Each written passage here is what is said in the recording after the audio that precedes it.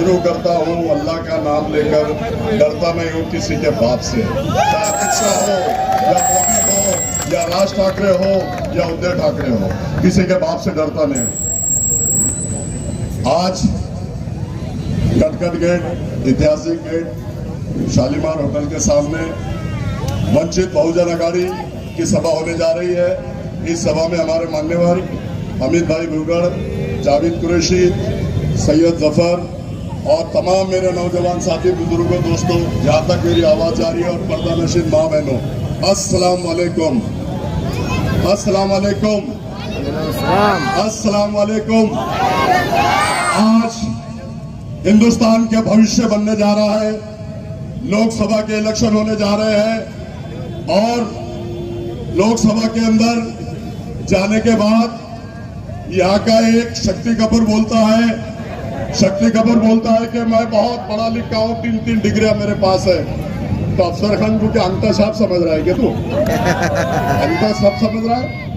अरे तेरी 3 डिग्रियों पे अफसर खान के कौम और मिल्लत का जज्बा तेरी 3 डिग्रियों पे भारी है, ऐसा मैं यहाँ से कहता हूँ। कौम और मिल्लत का जज्बा अफसर खान ने तेरी 3 डिग्रियों पे, कौम और मिल्लत का जज्बा अफसर खान का तेरी 3 डिग्रियों पे भारी है।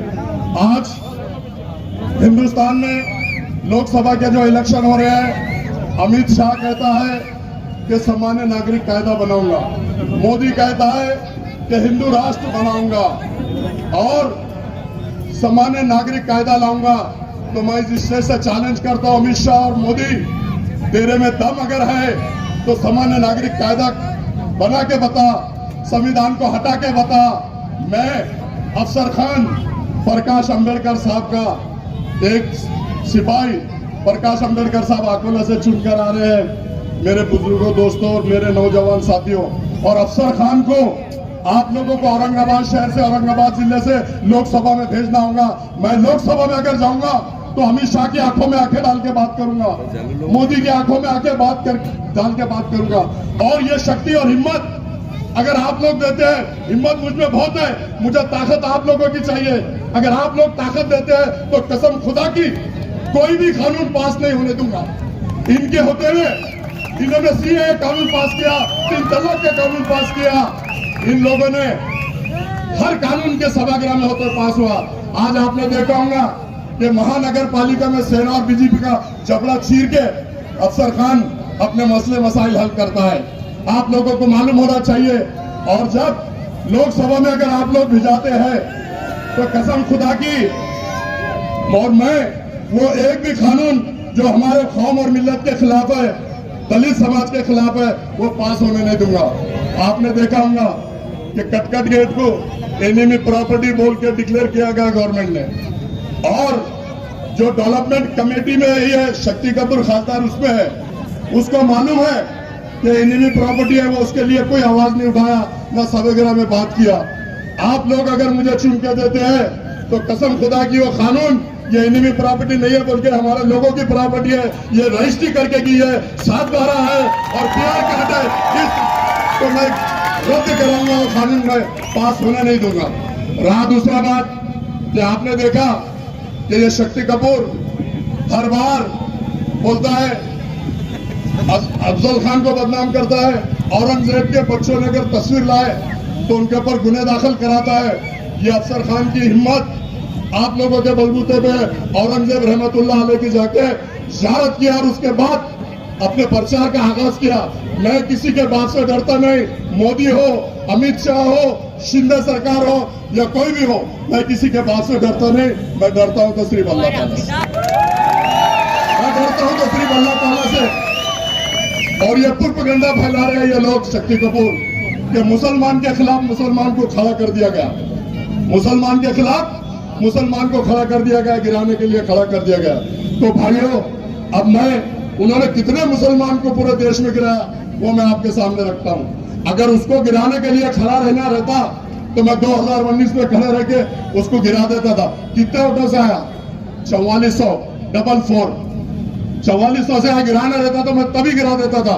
लेकिन हो सकता है आज जो जुल्म, अन्याय, अत्याचार किराड़पुरे के नौजवान साथियों को हुआ, रमजान के पूरे महीने में पूरी माँ बहनें मेरी रो रही थी चिल्ला रही थी, रोजे में चक्कर खा के गिर रही थी, और ये शक्ति कपूर टेरिस पे पार्टियां मना रहा था। अगर फत्तर दिल भी होता था तो माँ बहनों को देख के फत्तर दिल पिघलता था। लेकिन मेरे बुजुर्गों दोस्तों, इसका पौलाद का दिल है, जरा भी नहीं हिला, जरा भी नहीं हिला शक्ति कपूर का पौलाद का दिल।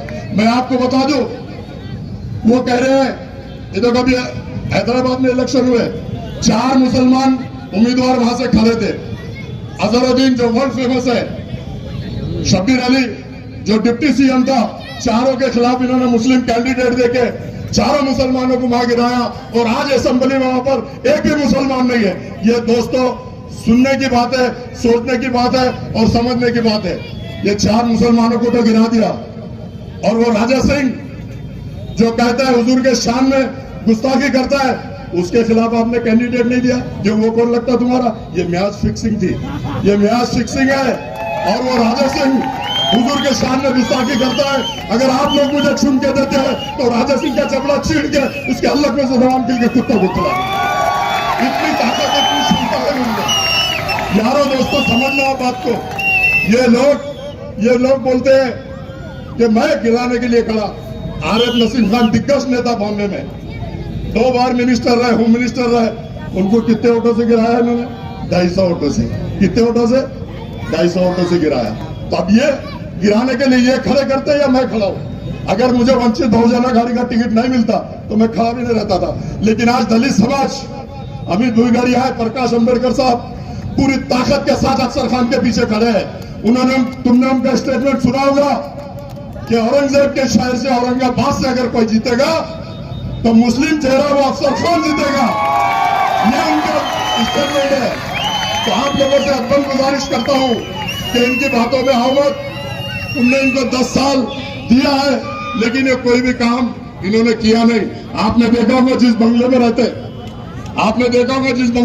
बंगला में डॉक्टर रफीक ज़करिया बेवा का बंगला ब्लैकमेल करके लिया गया, उनको टॉर्चर किया गया, उनके 1.5 करोड़ रुपए कैश लिया गया। ये ऑथेंटिक है, आप सब लोग जानते हैं। इनका काम, इनका धंधा ब्लैकमेल करने का है। आपने सुना कि जालना रोड पे वक्फ बोर्ड की जगह का आवाज उठाया गया। वक्फ बोर्ड की आवाज उठाने के बाद या गरीबों के घर बनेंगे, गरीबों की दुकानें बनेंगी। मैं पूछता हूं, 7 करोड़ रुपए आने के बाद आवाज तुम्हारी क्यों बंद हो गई? क्यों नहीं गरीबों के घर बने? क्यों नहीं गरीबों की टपरियां बनी वहां? क्यों नहीं गरीबों की दुकानें बनी? अरे तुम घर आवाज उठाते हो और पैसा आते खामोश बैठ जाते हो। तुम्हारा ईमान, धर्म, कौम और मिल्लत नहीं है। गांधी जी है क्या? गांधी जी किधर से भी गांधी जी आता हूं। और अफसर खान ने 25 साल में कौम और मिल्लत की खिदमत की। मेरी शुरुआत भीमनगर भौसिंगपुर से हुई, वहां भी मैंने दलित समाजों के इतने काम किया। आपने देखा होगा, आपने किरारपुर में 2 बार मुझे चुन के दिया। क्यों चुन के दिया? कि मैं कौम और मिल्लत के काम करता हूं, कौम और मिल्लत के साथ में हमेशा आता हूं। जली तो आग कहते हैं, जली तो आग कहते हैं, बुझी तो राख कहते हैं, और जिस राख से बने बारूद उसे अफसर खान कहते हैं। हयात लेके चलो, हयात लेके चलो, कायनात लेके चलो। चलो तो सारे मेरे मुस्लिम भाइयों, प्रकाश अंबेडकर और अफसर खान को लोकसभा तक साथ लेके चलो, साथ लेके चलो। अल्लाह हाफिज, खुदा हाफिज। वो बैंक के क्या तमाशे कर दिए, और वो आ गए मेरे पास, और बाद में और किसी के पास जा जाके वो फोटोआं डाल रहे हैं फेसबुक पे और बोल रहे ये हमारे साथ, ये हमारे साथ, ये हमारे साथ। अरे 19 में पूरी दलित कौम तुम्हारे साथ थी, पूरी दलित कौम तुम्हारे साथ थी। एक भेले की भी जरूरत नहीं थी तुम्हारे को खर्चा करने की। ये अमित भुईगड़ साहब, सतीश गायकवाड़ साहब इस बात के गवाह है कि दलित समाज का एक वोट खड़ा कर 19 में पड़ा था, और फिर वही 19 में जब काम निकल गया तो उनके साथ नाता क्यों तोड़ा? किसने नाता तोड़ा? वो कौन था? वो कमजोर कौन था जिसकी सियासी अकल घास चढ़ने गई थी? कौन था वो जो ये समझ नहीं पा रहा था कि पार्लियामेंट में हमारे पास नंबर नहीं है, तो जिन्होंने नंबर दिया उनको हमारे खरीद करना है, हमारे दिल का छाला बनाना है, जिसको उसको आपने धोखा दिया, उसके साथ गद्दारी करवा ली और आज टुकड़े टुकड़े समेटने पे मजबूर है, टुकड़े टुकड़े समेटने पे मजबूर है। पूरी एक कौम तुम्हारे साथ में थी। मुसलमानों, अकल के नाखून लो, समझाओ सियासी कमजोर को कि एक कौम को क्यों तुमने जो है धोखा दिया। तुम्हारी रोटी का चक्कर जरा बड़ा हो गया था, तुम्हारी रोटी इतनी बड़ी हो गई थी कि उस पे दाल डालो, दाल डालो, इससे लो दाल डालो, उससे लो दाल डालो, इससे लो दाल डालो। अपनी रोटी पे दाल खींचने का काम जिन लोगों ने किया उनको सबक सिखाने की जरूरत है। अजीज तरीन साथियों, सबक इसलिए सिखाने की जरूरत है कि दो कौमों का सियासी मुस्तकबिल को किसी ने तार तार किया है। कौन है वो शख्स जिसने दो कौमों का मुस्तकबिल को तार तार कर दिया? अजीज साथियों, जागो, जागो, फिर वक्त आया है। वो वक्त 19 में आया था और वही वक्त आपके पास 24 में है। बदला नहीं है वक्त, कुछ भी नहीं बदला है। कोई समझ रहा है कि वक्त बदल गया, नहीं बदला। वही वोटर है, दलितों का भी वही वोटर है, मुसलमानों का भी वही वोटर है। किरदार में तब्दीली आ गई है, किरदार बदल के अफसर खान की शक्ल में आप लोगों के सामने। और किरदार बदलना इसलिए जरूरी है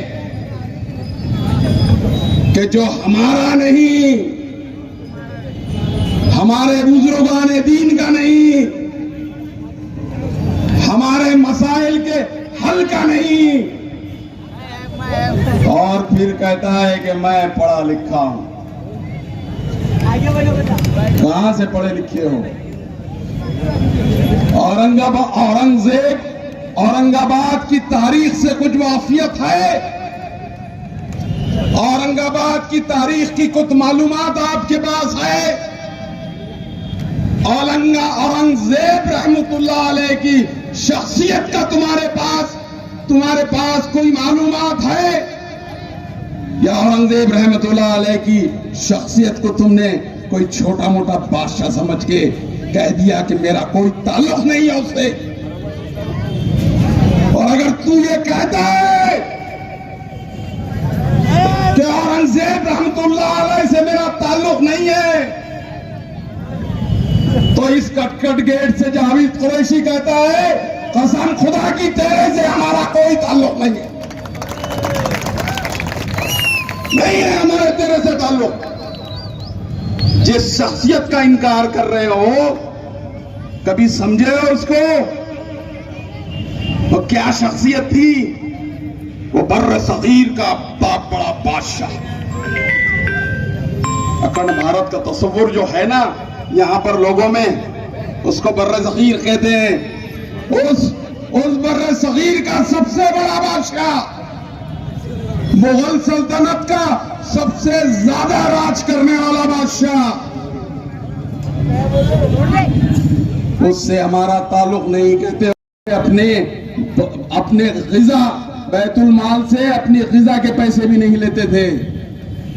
वो बादशाह जिनका बिस्तर चटाई का हुआ करता था, वो बादशाह जो गोखूर के कांटों का सालन खाता था, वो बादशाह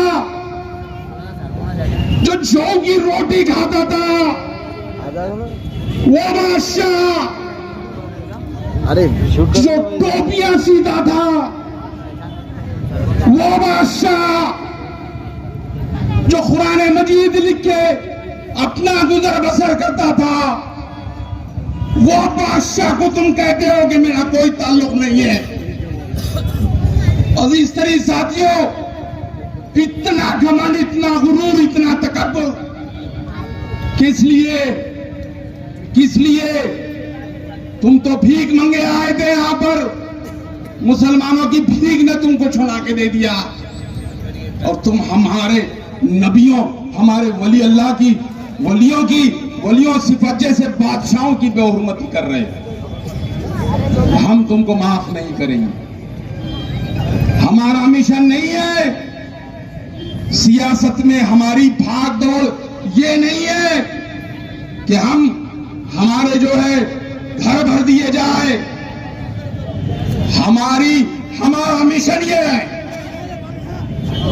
हमारा मिशन ये है कि हम इस महाराष्ट्र के अंदर दो कौमों को एक जगह लाने का काम कर रहे हैं, क्योंकि दो कौम अगर एक जगह आएंगी तो इस महाराष्ट्र की सियासी सूरत हाल कुछ अलग होंगी, कुछ तस्वुर अलग होगा। मौजूदा हालात में जिस तरीके से फिरका परस्त मुसलमानों की तरफ नजरें गाड़ रहे हैं, इन हालात में हम उनको बताएंगे कि जो तुम्हारी नजरें हम पर उठ रही है, वो नजरों को तोड़ के हम निकालेंगे इंशाअल्लाह। तुम्हारी नजरों में इतनी हिम्मत जरूरत पैदा नहीं होगी कि हमको देख सके सियासी नजरिया चेंज करके रख देंगे। हमारा मकसद है कि दो कौमें एक जाए, ये दो कौमों के साथ और जितनी दबी कुचली कौमें हैं वो हमारे साथ आए, हम उनको इंसाफ देने का काम करेंगे।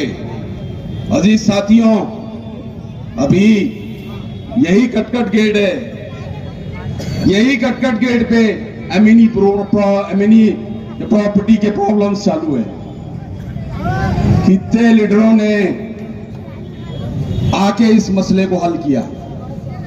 जिसको 19 में कायद बनाए, लीडर बनाए, उससे रिलेटेड मसले की बात कर रहा हूं। इस कटकट गेट के इलाके की बात कर रहा हूं कि वो प्रॉपर्टी के मसाइल को हल करने में तुमने कितनी दिलचस्पी बताई कि आज भी उन घरों के ऊपर लटकती तलवार मौजूद है कि वो प्रॉपर्टी, जो लाखों की प्रॉपर्टी, अपनी खून पसीने की कमाई की प्रॉपर्टी, लोगों ने घर बनाए हैं जहां पर वो प्रॉपर्टी के क्या मसाइल है, इसको हल करने के लिए कितनी जद्दोजहद की तुमने। और तुम क्या समझेंगे, हम सवाल नहीं पूछेंगे तुमसे, हम सवाल पूछेंगे। हमारा खून पसीना तुझे जिताने के लिए लगा, गली गली, कूचा कूचा, गांव गांव, खेड़ा खेड़ा, देहात देहात, हम तेरे खांधे को खांधा मिला के चल रहे थे। और अगर तू हमारे मसाइल हल नहीं कर रहा है तो हम सवाल पूछेंगे, और सवाल ठीक है, सवाल पूछेंगे। हमने तुम्हें चुना के इसलिए नहीं दिया कि हमारे नौजवानों को तुम मुशरिकाना हरकतें सिखाओ, तुम हमको सिखाओ कि हम आरती भी करेंगे, हम भजन भी गाएंगे, हम जो है, चिट्ठी आई तो डिस्टर्ब हो जाता था, हम जो है सारी मुशरिकाना हरकतें करेंगे। ये हमारा शार नहीं है मुसलमानों, हमारा शार है लकुम दीनुकुम वलिय दीन। लकुम दीनुकुम वलिय दीन, यानी तुम्हारा मजहब तुम्हारे साथ, हमारा मजहब हमारे साथ। अमित बुईगर साहब का मजहब उनके साथ, जावेद कुरैशी का मजहब जावेद कुरैशी के साथ। ये तर्ज अमल है हमारा सेकुलरिज्म का। हम मुशरिकाना हरकतें नहीं कर सकते। अगर वोट हासिल करने के लिए अपने ईमान का सौदा कर रहे हैं तो जाओ, तुम बनो शिवाजी महाराज के मावड़े बनो, और किस किस के मावड़े बनते बनो, हमारा लेकिन तुम हमारे नौजवानों के अंदर ये पसपा करने की कोशिश कर रहे हैं कि कुछ नहीं होता, घंटी बजाओ, कुछ नहीं होता। और बहुत सारे मसाइल है, टाइम कम है, चिट्ठी मिल गई है, इसलिए मैं अब अपनी जगह लेता हूं। लेकिन जाते जाते उन साहब को ये शेर जो है उनके गोशे गुजार करना चाहता हूं कि कितने कम ज़र्फ है ये गुब्बारे, चंद सांसों में फूल जाते हैं। कितने कम ज़र्फ है ये गुब्बारे कि चंद सांसों में फूल जाते हैं। जब कमीने उरूज पाते हैं मुसलमानों, जब कमीने उरूज पाते हैं तो अपनी औकात भूल जाते हैं। याद दिलाना उनको, यहां आए तो याद दिलाना उनको कि तुम्हारी औकात क्या थी, मुसलमानों ने तुम्हें किस औकात का बनाया और तुम हमको क्या सिखा रहे हैं। खुदा हाफिज।